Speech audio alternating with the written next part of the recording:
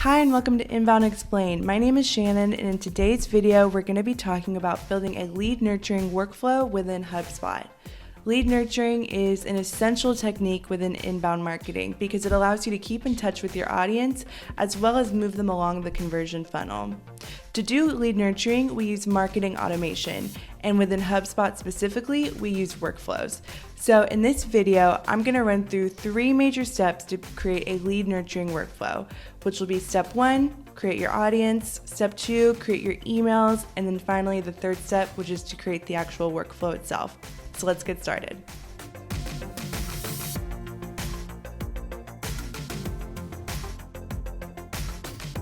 The first step to creating a lead nurturing workflow is to segment your different audiences. This is an important first step because you're going to have different workflows depending on the different audiences that you've had. This is especially important for people who are more bottom of the funnel versus top of the funnel, or people that are in different industries, or just people who have taken different actions on your website. You want to make sure that these audiences are getting the most relevant communications based on what they've already done with you. So the way that you can segment your audiences is you want to go over to contacts, and then at the bottom go to list. Then you're going to go over to the right hand corner and you're going to click create list. So from here, HubSpot will give you a few different options.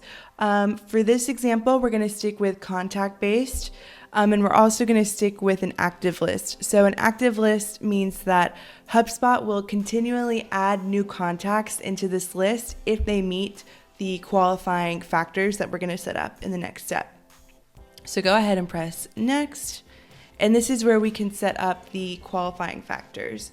So HubSpot gives you so many different options on ways to narrow down your list. And really, I encourage you to just go into the tool and to look at the different properties that they give you, because the options are really endless and it's too much to go over every single option in this video.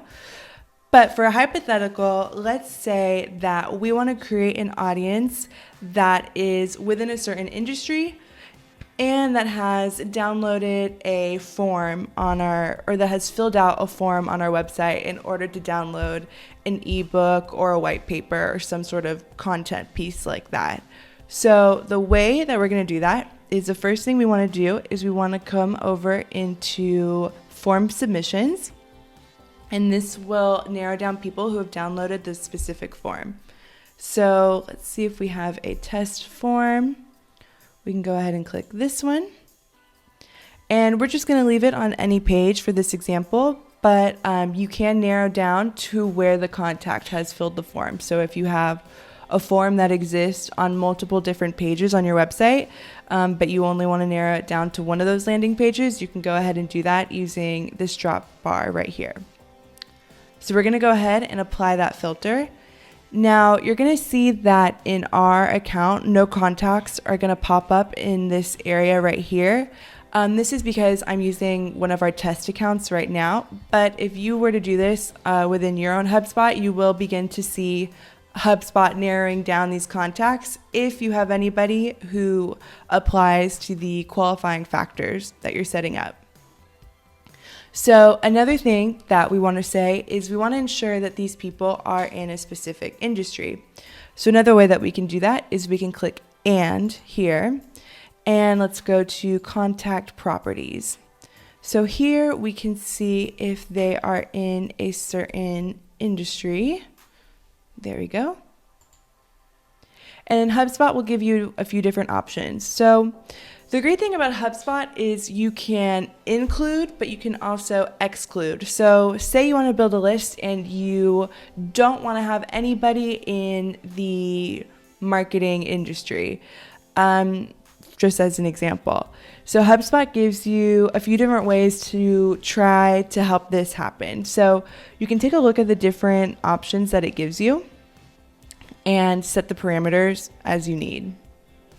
So let's say for this example, we want somebody who will be in the, let's say that they're in the translations industry. So we'll go with translations.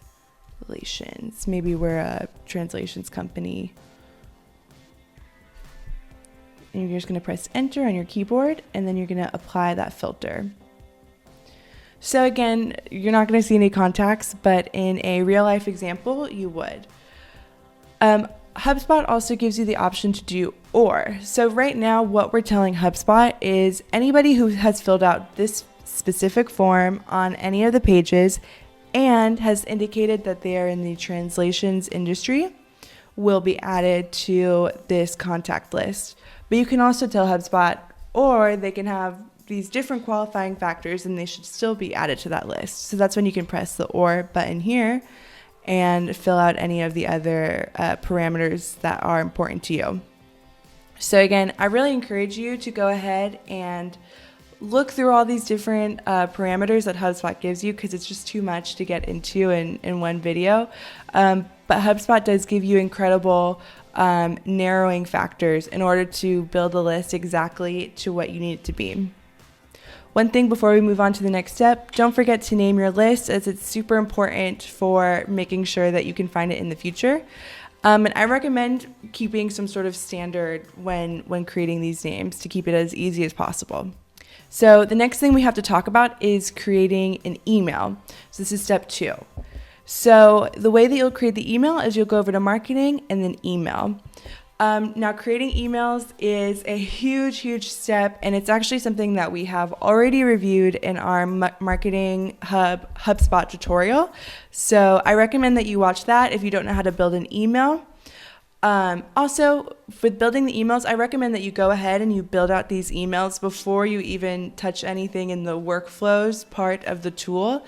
This will just be a lot easier when you actually do start to build the workflows, because you can just drag and drop them instead of having to build the workflow, go back to the email. It'll just be easier just to have it all ready and done.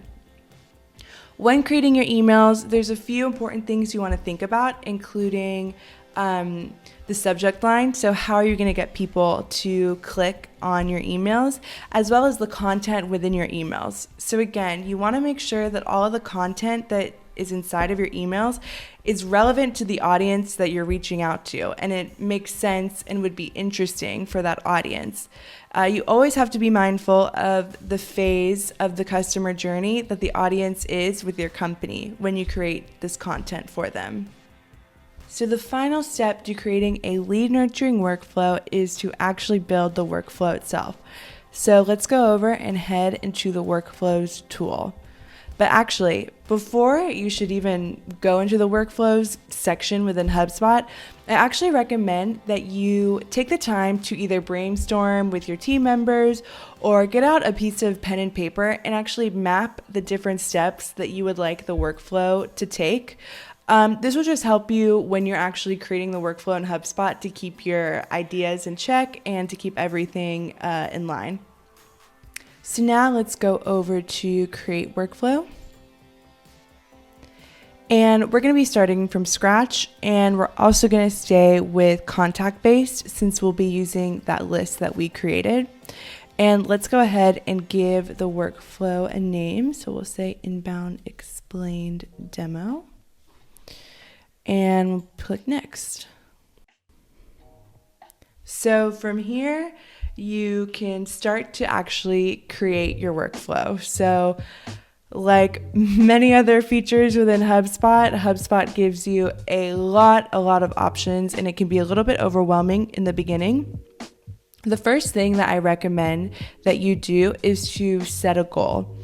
So setting a goal is super important because it helps you understand what you want, the final action that you want your audience to take. And it's also really important logistically because it will stop the workflow for your for the contacts in your list to actually do take that final step. So this is actually a super important thing to set up. That way they're not going to keep getting emails that aren't relevant to them anymore. So for this example, let's say we want this workflow to send them content that's relevant and entertaining, with the ultimate goal that they are going to want to book a phone call with us to talk about whatever it is we're selling. So within HubSpot, to do that, we would have likely a form that they would fill out to schedule that call or schedule that demo. So we'll say that a form submission is our final goal. And we'll just choose any form that we have here on this account. And so now what we're telling HubSpot is once they have filled out this, once the contact within our list has filled out this form, stop the workflow. So we'll already go and we'll have that. And you can have a few different options if you want. So if there's a few different forms that they can fill out or different qualifying factors, you can go ahead and set that up. So now that you've set up a goal, it's time to actually build the actual workflow. So this is when mapping out the workflow on a piece of paper beforehand will really come in handy, because that way you won't be struggling to come up with the different options. You'll already have it on deck and you can just pop them right into HubSpot. So the first thing we want to do is we want to set our enrollment trigger. So what this is this is the very first action that somebody in the contact list has to take in order to activate the workflow. In this example, we are going to say that somebody downloaded an ebook off of our website in order to activate this workflow. So to do that, we're going to press form submission. We're going to pull up the form, which we'll just use another test form. And we're not going to specify a landing page on this example, but for you, it might be worthy to specify a landing page. And we're going to go and click Apply Filter. So HubSpot, like before, will give you a few different options to add some different variables. Go ahead and play around and see what works for you. The different variables will just depend on the different factors that you want to include for including somebody into this workflow. For us, we'll just go ahead and click Save. So since they filled out an ebook on our website, we want to go ahead and send them that ebook using an email. So this will be our very first email in our workflow. So we're going to press the add symbol. We're going to scroll down to where we see send email. And we're going to choose our already pre-created email to send to them. So I'm going to send them this one that we've already have as a test email, and click Save. So now what we're telling HubSpot is anybody who has filled out this specific form on any of our landing pages will immediately get sent our BOFU1 email. So this is great. This is a super common workflow that you'll have. But to make it a lead nurturing workflow, we're going to have to add some more steps. So now that the contact has already gotten one email, we want to start sending them relevant content that will be related to the ebook or to the content that you sent to them in the first place. So, but we don't want to do this right away. We don't want to spam them. So the first thing we're going to do is add a delay. So we're going to click the add symbol, and then HubSpot gives you a few different options. We're going to delay for a few days. We'll just choose a set time. And here we'll go ahead and choose 3 days. So after that 3-day delay, we'll go ahead and we will now send the second email. So we'll go down here and press send email again. And let's go and do BOFU2 and click save. So we've already sent them one email with the ebook. We've waited 3 days, and now we've sent them another email. I recommend that we should add another delay. So let's go ahead and do that. We'll do another 3 days and click save. So now this is where HubSpot gets really interesting. HubSpot will give you a few different options for if-then scenarios. So let's go ahead and press the plus sign, and we'll go to the if-then branch.